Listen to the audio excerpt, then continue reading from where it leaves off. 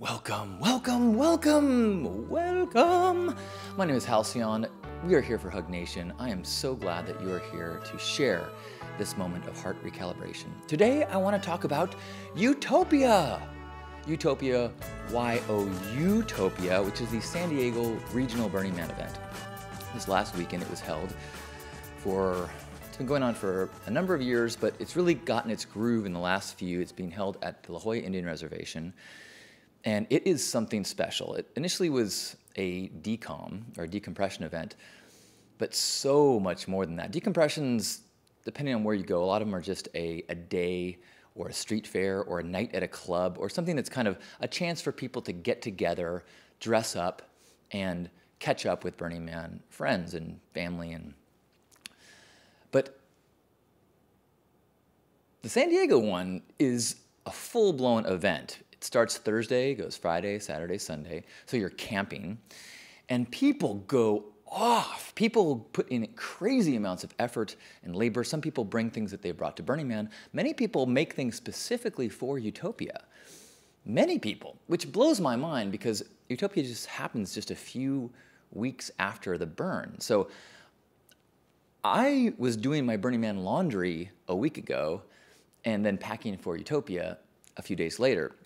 Meanwhile, there were some people that had to have been planning and building for many months even before Burning Man. So bravo to you incredible artists. That's one thing that came up to me this year is that when I came back, I wanted to send a post out thanking everyone that was there. And I'm like, thank you to all the participants. And what felt right to me was to say, thank you to all the artists. Because something that became very clear to me there was that it is events like this, just like the burn, that really help us to feel that we're all artists.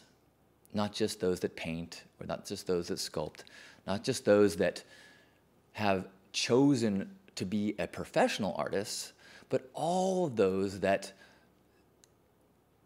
embrace and step into and choose the options and the choices to express, to live creatively, to engage creatively, to have fun and merriment and dance and do anything that steps outside of the scripts of the default world, the scripts of being a consumer, the scripts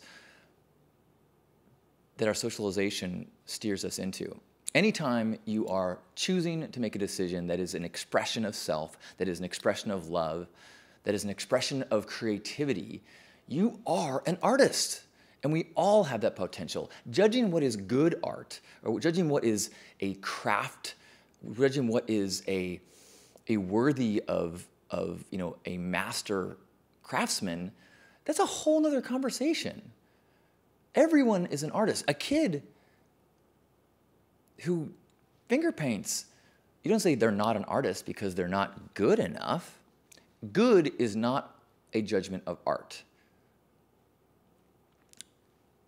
Expression, creative expression, that is all that it needs to be art.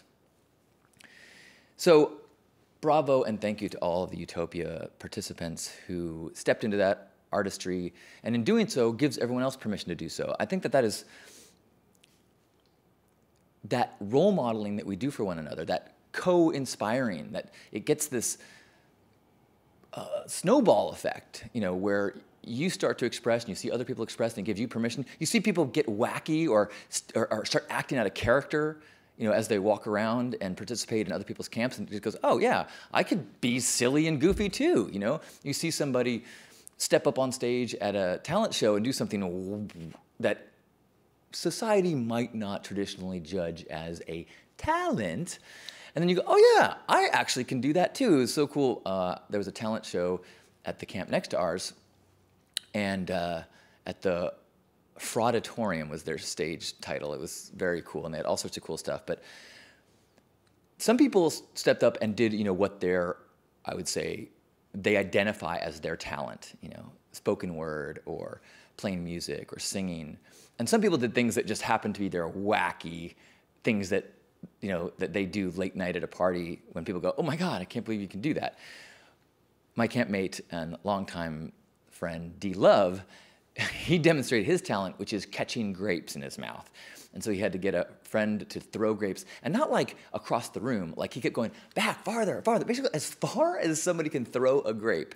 He would get up on stage and go, I know. Do it.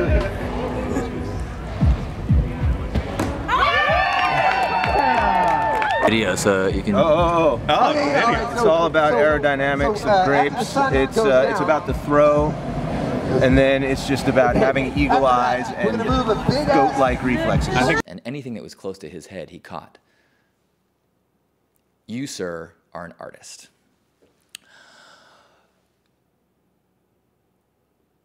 The way that YOUtopia is set up, it is not a loop, it is not a stage area, it is a meandering, winding trails all around the campgrounds.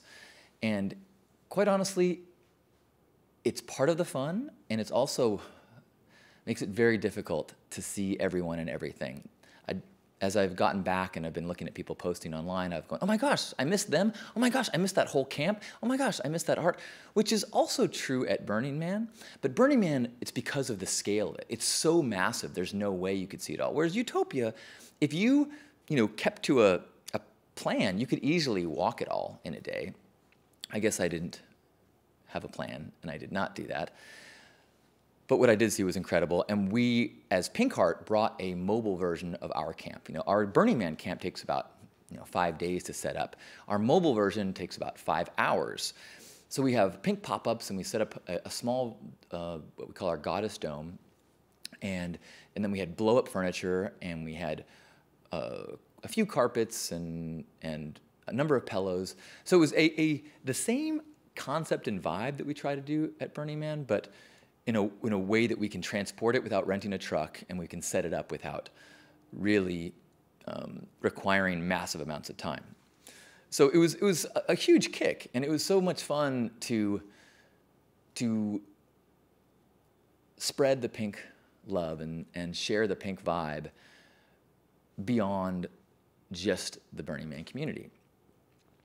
That's been a big kind of push as the last several years, and especially in this last year, of trying to make Pink Heart and the 10 principles and all that we try to embody at the Burn be something that we not just practice, but role model and encourage and support and give opportunities for people to do year-round. So it just felt good to do. Kind of things that I was surprised and delighted by this year. One of the first things that I saw that really threw me off was there's a very cool map that is made, an official map that has all the who's camping where, and cool illustrations and where installations are, so you can try to find people. But somebody took the official map that was released like a week before the event and altered it and then printed out large versions of it and posted it around the event. And it was a map of the stars on it, and it had Paris Hilton and a number of Diplo and wacky, and they had Halcyon listed with a star next to where apparently my home was. And at first I was like, what? Because it is the official map. It just has different text on it. And once I realized that someone was having a little fun, I just thought it was hilarious. So. Bravo to whatever pranksters had a little fun with me. Thank you. I also met a woman named Sarah Jane Woodall, who was full of all sorts of fun and whimsy, but the thing that really stands out is she set up at one of the bars there and served Vagina Coladas. And before you worry about the health department, the ingredients of the Vagina Colada are traditional. Margarita mix, pina colada mix, and alcohol and ice. But she had this outfit that had an electrical outlet in her crotch that the blender was plugged into. So then she very theatrically mixed it all up in costume, and then, according to her, blended all of this drink using the power of Kegel muscles only. I didn't see any electrical cords. It was very impressive and very cool. And then the enthusiasm in which she expressed as she blended was, like I said, something that lifted up the wackiness and the zaniness of the whole vibe that gives everybody permission to be a little crazier. So kudos to everyone who is wacky and crazy. There's so many performances and classes and teachings and DJs and live music. I saw a bunch of hip hop performers that was just so blew my mind. And some really impressive sculptures. The temple that was built this year was gorgeous. Considering the time of the event and the amount of time they had to set up, I just was so impressed with the artistry and the craftsmanship and the collaboration, because there's no way someone could do it all themselves. So just feeling inspired. Can you tell? One thing that came up beforehand, let me go back. One thing that put a cloud over portions of the event is that there was a death at the event. And I'll preface this by saying I was not there. I do not have any way to authenticate the details. My understanding from one firsthand observer of the person falling and from people on staff there, again, not corroborated, was that a gentleman fell. They're uncertain if it was because of intoxication or otherwise. By the time that emergency services got to him, they tried to resuscitate him and could not. Seems like some sort of heart problem, but it will be a while before there's any way to get details from the reports. But regardless of how or why, there was speculation and just it became a topic and a tone as ambulances were flying through, and it was very much people took it very seriously. And there was a moment of silence amongst the stages and the activities. My camp did a kind of a meeting service, and I even, when the stage was doing the talent show, I felt called to just speak from the heart about death. And so one thing that kept coming up and I kept thinking about was that, and at this time I didn't know why or how this person died. Maybe it was because of risky behavior. And I remember years ago, I had a kind of close call on a fender bender and realized that even though this driving in LA is probably the most risky thing I do, I definitely have made a number of choices over my life that I would consider to be risky, or riskier than maybe some people would choose. And I wrote an email at the time, and I kind of paraphrased it up on stage, a kind of a message to my loved ones if I die in an accident. And just acknowledging that I have no regrets. I don't wish I lived safer, that the way in which I was able to live, the adventures, the people, the grand majesty and awarenesses could not have happened by playing it safe.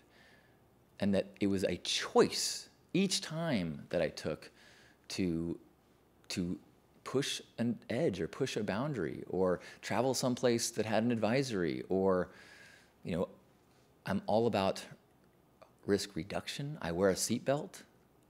I reduce my speed when it's raining. But I'm not going to avoid skydiving because accidents happen. I'm not going to avoid driving or planes. I've talked to people before who said that they don't park in parking garages because if an earthquake happens, it's one of the most unsafe places to be. At least that was, the way they explained to me. And I was like, really? You avoid parking garages, living with the story in your head like, I could die if something happened, if an earthquake happens. And I was like, wow, I guess that's one way to live. But I'm going to just choose to believe that that risk is small enough that I will choose to just, in exchange for taking on that risk, I get to not think about the what ifs of an earthquake in every choice I make about where I park. I mean, the number of minutes and hours of my life that would be reduced in fear versus the possibility of some of the hours and minutes of my life being reduced by accident, it just doesn't add up for me. So,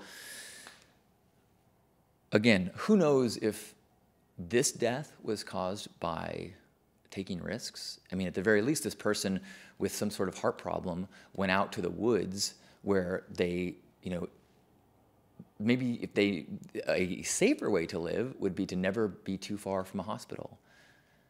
But they made some choices. And, when the last things they got to do was have an adventure in the forest with a bunch of magical artists.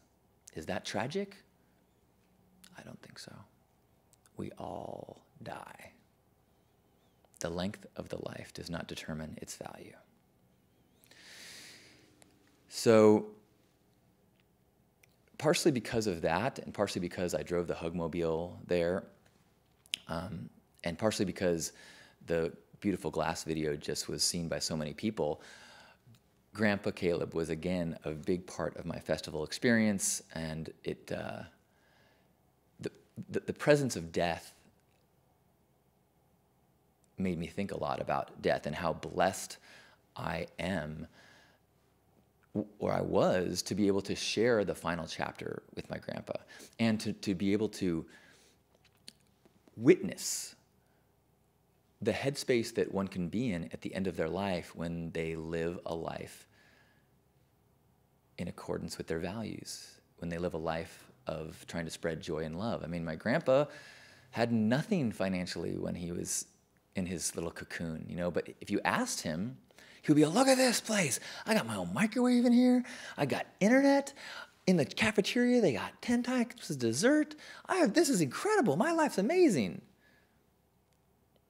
And much of that gratitude was because the wealth and riches of his life was this massive trail of love and kindness. So that, again, came up big as the presence of death came up big.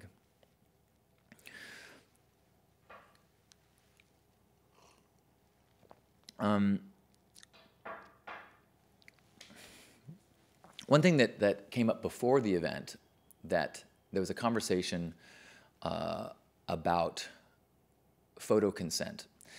And there's a very beautiful, eloquent guideline for YOUtopia about photo consent. And it kind of acknowledges that, hey, you be cool and make sure that if you take a picture of somebody that's in an intimate or an intense or an emotional, experience, check in with them and say, are you cool with me taking this photo? So you catch someone crying, or you catch people dancing naked, like it might be a beautiful moment. They might want a capture of that, but there's a lot of reasons why someone might want that to be something that's only present in the immediacy of the moment, only shared with those who are there as a memory, not as something that is archivable and searchable by law enforcement and findable by employers. So somehow along the line, a post was made on the main YOUtopia event page where someone reminded everyone that the policy was to ask before taking any photo. Get consent first before any photo. And people were like, what? There's a big difference between, making sure that you're aware of that consent is important and having a policy of pre-approval of every photograph. And people had all sorts of reasons why this was insane. Everything from, so walk me through this. I see a bus full of people in the shuttle bus driving by. Do I stop the bus and ask everyone in it if it's okay if I take their picture? One of the responses from people was, well, if you can't get consent, don't take the picture. And I understand the intention. I think that this was way off base. And unfortunately, the conversation that happened online some people were trying to find a solution and trying to address this issue, and some people just fell into debate mode and name calling and attacking, and it was counterproductive, because I think that there's a legitimate issue. It's something that we should be talking about as a community. I mean, I have close friends that have lost their jobs and careers shattered because of not even not a very explicit photo, but someone's photo at Burning Man, and their colleagues felt that it was unprofessional, and they lost their job. And what about family, you know, that might say, whoa, I didn't know you did this kind of thing? And I think that, yes, the onus is on every person to not do behavior that you're not willing to step up and own. But I also think that as a community, why not look out for each other and try not to put people in compromising positions? I mean, that's the whole point of a community guideline instead of a rule or a law, is so that we can try to be cool to one another, you know? And so all this conversation was going back and forth, and I was really frustrated, and partially because I was imagining this scenario, imagining a world where pictures are taken all over the place because it's whimsical and beautiful and fanciful and colorful, but every photo, the photographer has to say, excuse me, can I take that picture? Excuse me, oh, sorry, I see that you're dancing the sunset. Can I take your photo? Oh, I see that's a beautiful hug that you're having. Excuse me, pardon me, can I take your photo? And I'm like,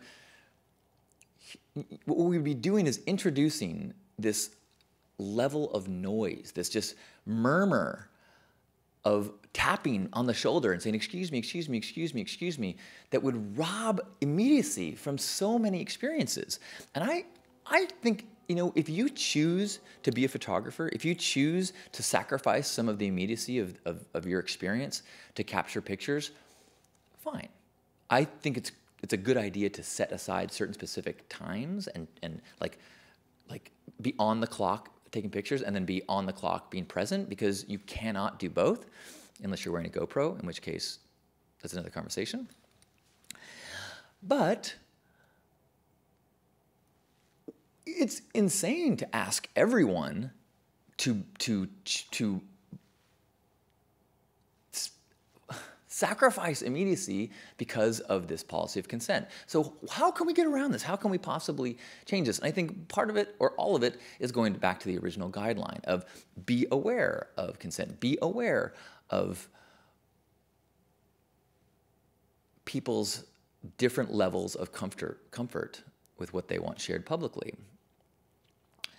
And be aware that there's a difference between taking a photo and posting it publicly.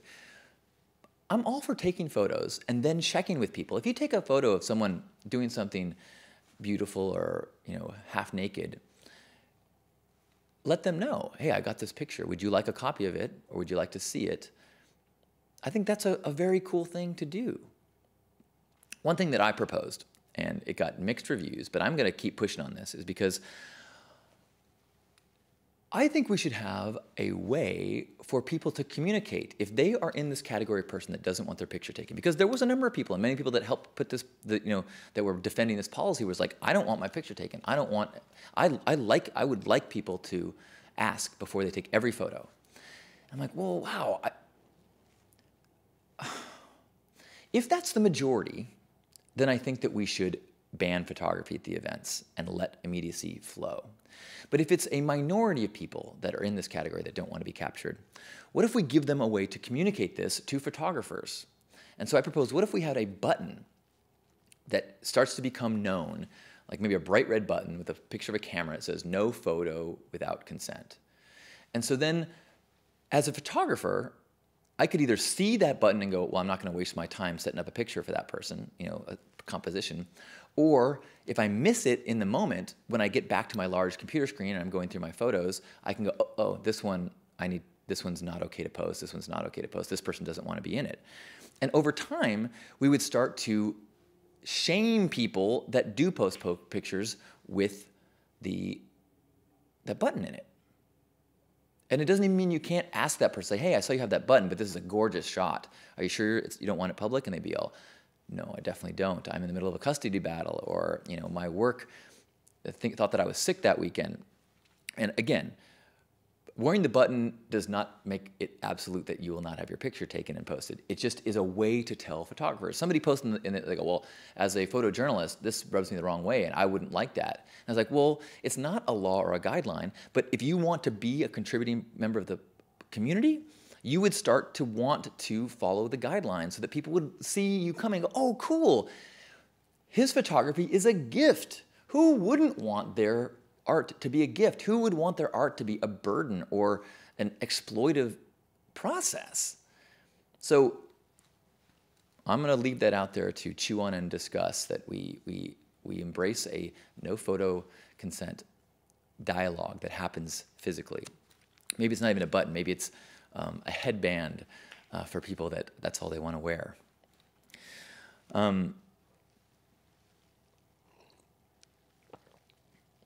Someone saying that someone was at YOUtopia wearing Google Glass, which isn't that live broadcast? Because I didn't have any connection. But anyway, and one of the reasons why Google Glass did not gain the momentum that they thought it was going to is because of the backlash. People went crazy. People got beat up in bars. People got their glasses ripped off their head because it is a bold and exploitive thing to publicly post people when they don't want it to. We live in a surveillance society. There's cameras everywhere, so you can't expect not that to happen, but to force it on people is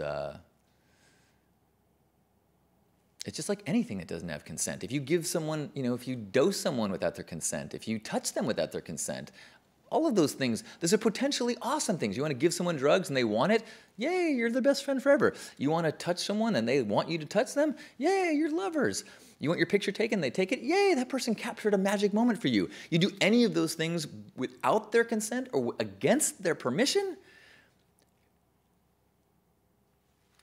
it's consciousness rape, physical rape, and memory rape.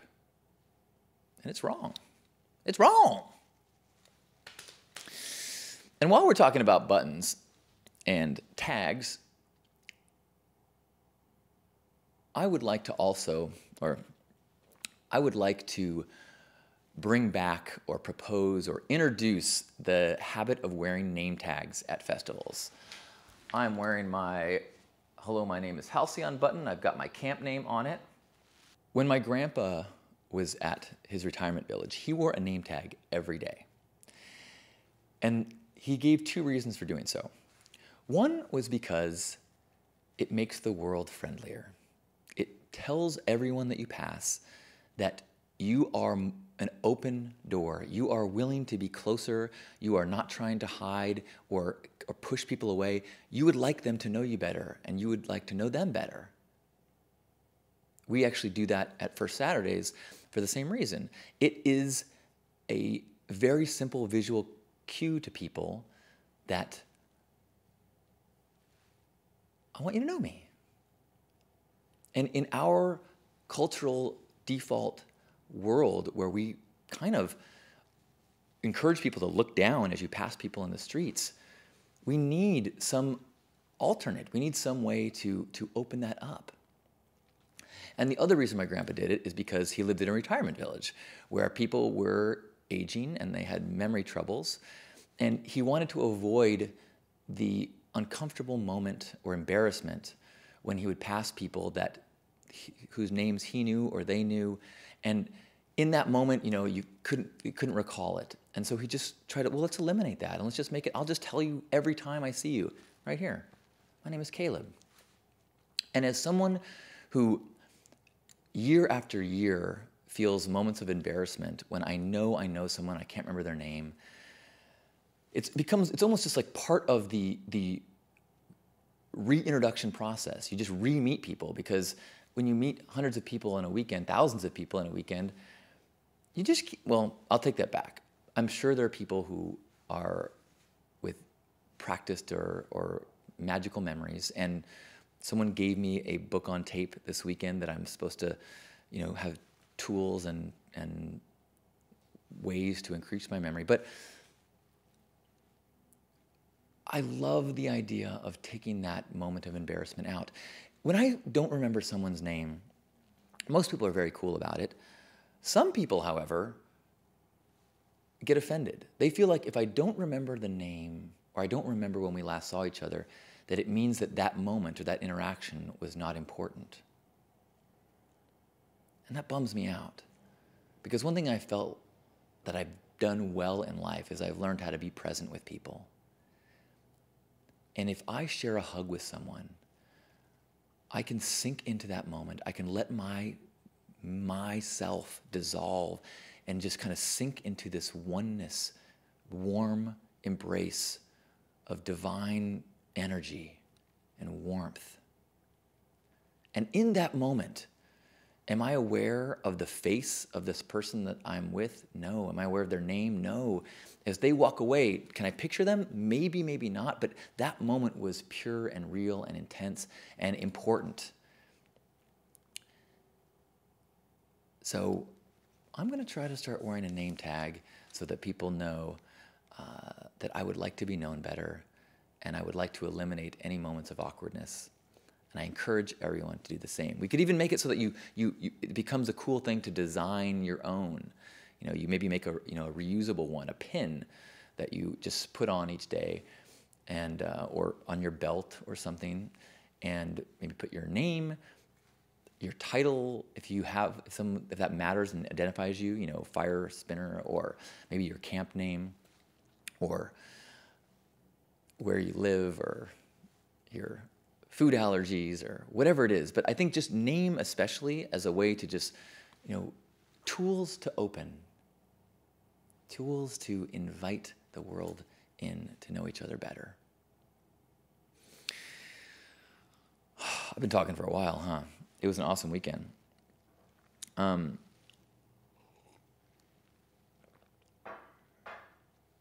So let's see, anything else that I want to make sure I talk? Well, maybe we'll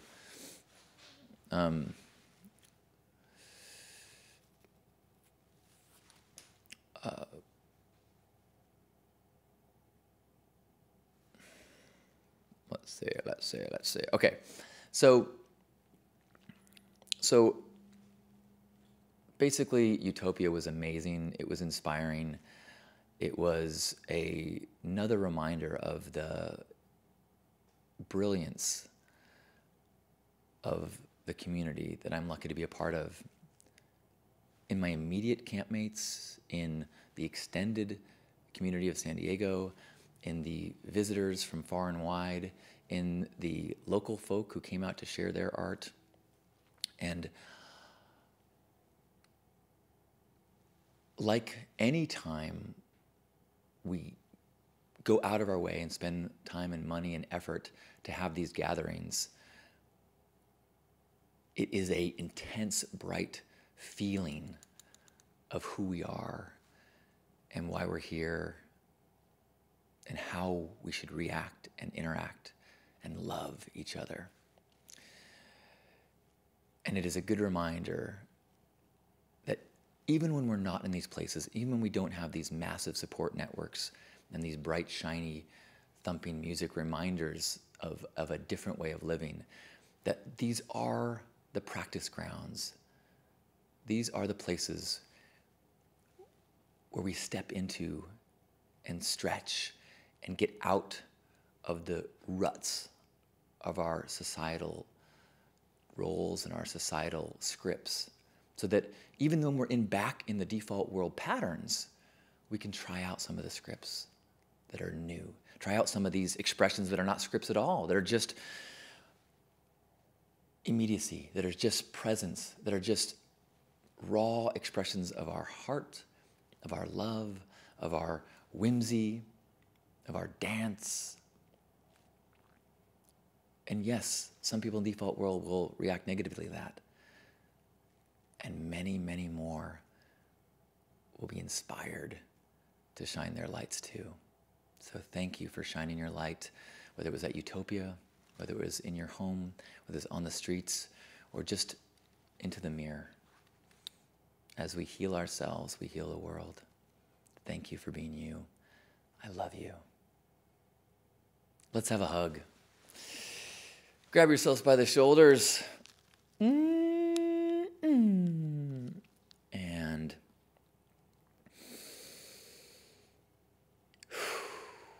acknowledge that this body is magical and amazing.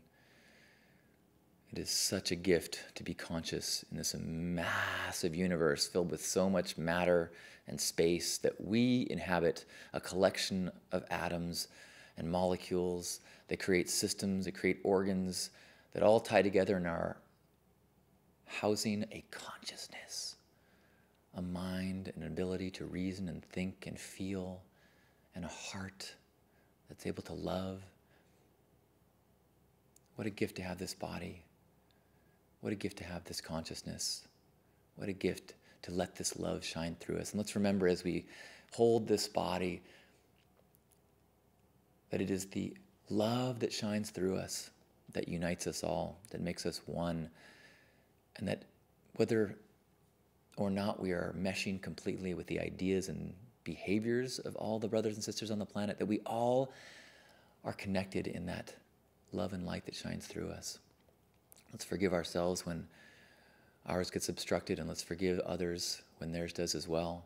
And just take 3 breaths together, acknowledging that we are all cells in this cosmic organism. 3 breaths, in with the nose, out with the mouth. Ready?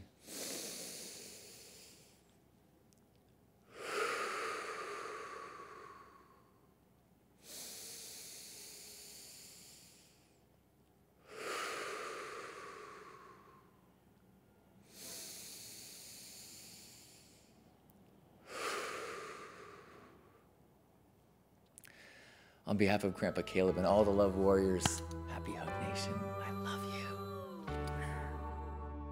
you.